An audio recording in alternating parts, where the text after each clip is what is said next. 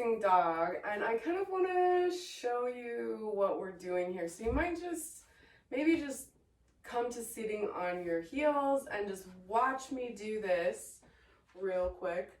So I'm back in down dog. I'm gonna jump around my hands, and here I'm gonna balance on my hands as I lift my feet up into the air. We're gonna take 5 breaths here. Then you're gonna put your feet back down and slide your feet a little bit closer so that you can really find your balance with your feet apart. And then from here, I'm gonna try to reach around my hips. And from here, we're gonna try to touch fingers together and walk. Okay, so we're gonna walk forward and we're gonna walk backwards. All right, let's try it. Downward facing dog. We're gonna jump feet around to the front of the hands, and then stick your elbows in your hamstrings. So you're sitting your hips back onto your elbows. And from here, balancing with the backs of the legs on the elbows, and lift the legs up. So you're kind of squeezing your legs into your arms for balance. They're balancing on top of your elbows. Your elbows are a little bit bent. You're gripping the ground. Breathe and keep lifting your legs up. Keep lifting your legs and breathe. And on your next breath, take your feet to the ground, slide your heels towards your fingertips, bend at your knees, and then we're allowing the chest to release down between the legs. And we're going to take the arms and try to reach all the way around behind the back and clasp at the fingertips. From here, it doesn't matter if you've clasped or not. You can see about lifting one leg and then the other, walking yourself a few steps backward and a few steps forward.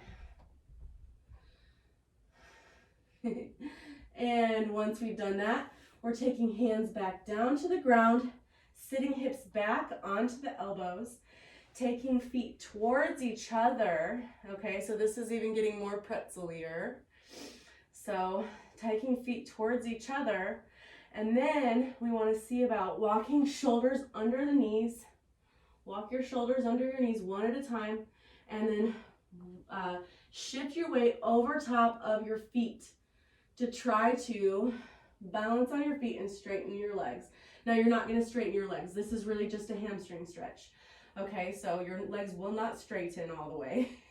This is just going to be a nice little stretch for the hamstrings, a nice big, massive stretch for the hamstrings, okay?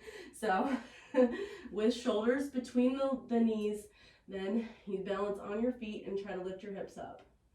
And we're breathing here, trying to find some kind of relaxation in the body, in the spine, and in the neck.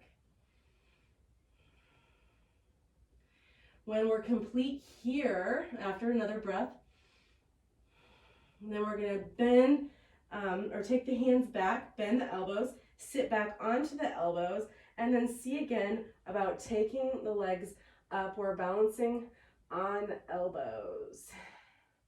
From here, we take the legs back behind, and you can see about shooting your legs back behind you.